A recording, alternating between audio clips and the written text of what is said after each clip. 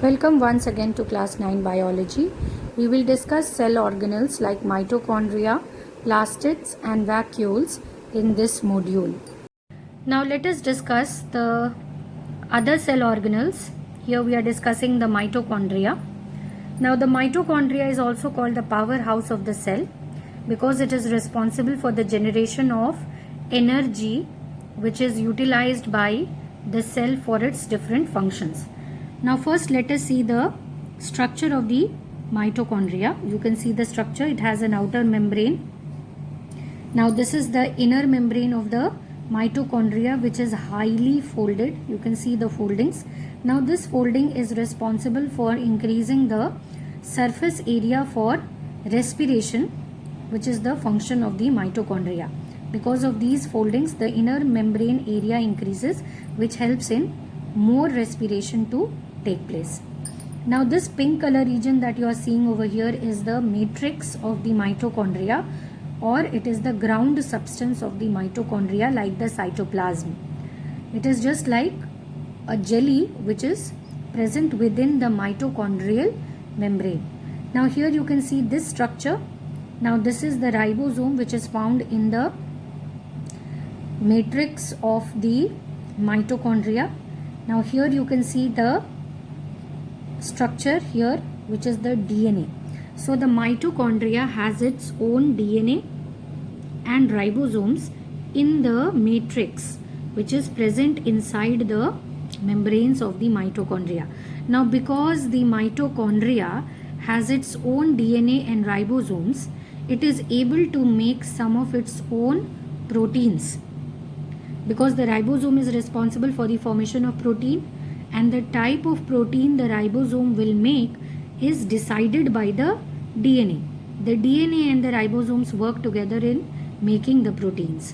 Now because the mitochondria is able to make some of its own proteins due to the presence of DNA and ribosomes, the mitochondria is also called semi-autonomous. Autonomous means self-dependent. It is not completely self-dependent because it still requires the nucleus to help in making of its some proteins, but some of the other proteins which the mitochondria requires is made by the mitochondria itself. So it is semi-independent, you can say, half dependent and half independent. So it is called semi-autonomous. Now here we are discussing the functions of mitochondria. Now the most important function of mitochondria, because of which it is called the powerhouse of the cell, is that it produces energy in the form of ATP. Now ATP is adenosine diphosphate. Now from where is the ATP generated? The ATP is produced by the breakdown of glucose, which takes place inside the mitochondria in case of aerobic respiration. Whenever aerobic respiration takes place, glucose is broken down inside the mitochondria finally to produce ATP. Now this ATP is called the energy currency of the cell, because whenever we will spend ATP, the cell will get energy. Like we spend money and we are able to buy things, so it is called the currency. Similarly, in exchange of ATP, the cell gets energy for doing work. So that is why ATP is called the energy currency of its cell. Now here you can see that since it has its own DNA and ribosomes, it is called semi-autonomous cell organelle, which we have already discussed. So the main function of mitochondria is to produce ATP, which is called the energy currency of the cell. Now the cell organelle that we are discussing now is the plastid. Now plastids are cell organelles which contain specific pigments to give color to different parts of the plant. They are not found in animals, they are found only in plants and algae. Now there are three types of plastids: leucoplasts, which do not contain any colored pigments, so they are colorless. and they store food like starch, fats and protein molecules. Chromoplasts, which are the colored plastids which contain different colors, different colored pigments to give different color to the plant parts. Like here in the example you can see the orange pigment, carotenoid, which gives orange color to the plant part. Similarly, xanthophylls are pigments which give the yellow color to the plant. Now, one of the most important plastid present in the plant are the green plastids called the chloroplasts. They are actually a type of chromoplasts because they are also colored. But since they have a very special function to perform, that is photosynthesis, we keep it a little separate because they are specialized to do the work of food production, which gives the entire world food. So we are discussing chloroplasts separately because they are very special chromoplasts. So these are plastids, leucoplasts, chromoplasts and chloroplasts. Now let us discuss about the green plastids called the chloroplast. Now first let us discuss the structure of the chloroplast. It has a double membrane. You can see the double membrane. And then we have the ground substance of the chloroplast, which is jelly-like substance. The ground substance is also called the matrix or the stroma. The stroma is the matrix of the chloroplast, which holds the internal parts of the chloroplast. Now what is found inside the chloroplast? Here you can see many coin-like structures which are kept on top of the other. One of the coin-like structures that you can see here is called the thylakoid. Thylakoid is one coin-like structure. Now a stack of these thylakoid is called the granum. Many granums are present in the stroma of the chloroplast. So thylakoid are coin-like structures which contain the chlorophyll pigment.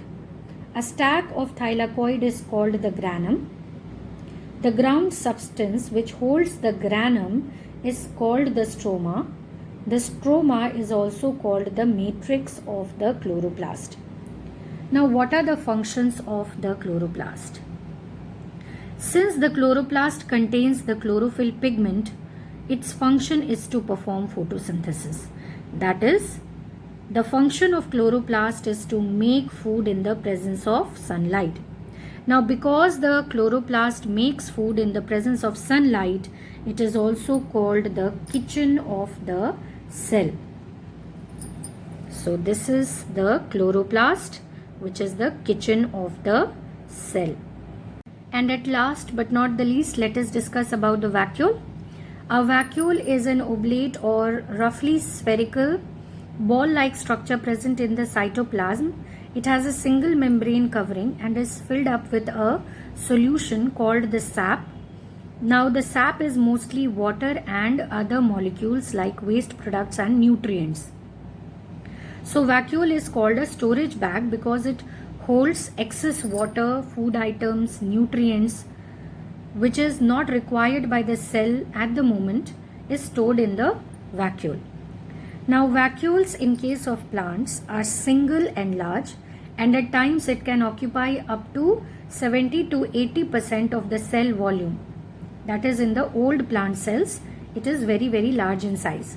Now since it is mostly made up of water, hence it gives internal turgidity to the plant cells. It makes it tough from inside. It makes the plant cells turgid, that is tight.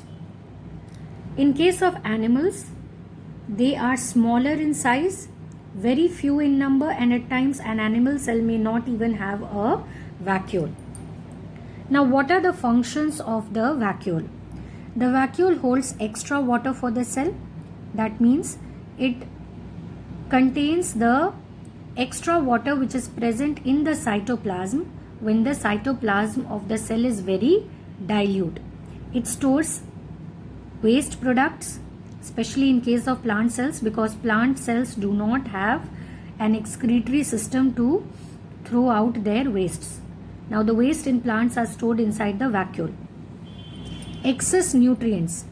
When the cells do not require a certain nutrient and it cannot be stored in the cytoplasm or in any other cell organelle, it is transferred and stored in the vacuole.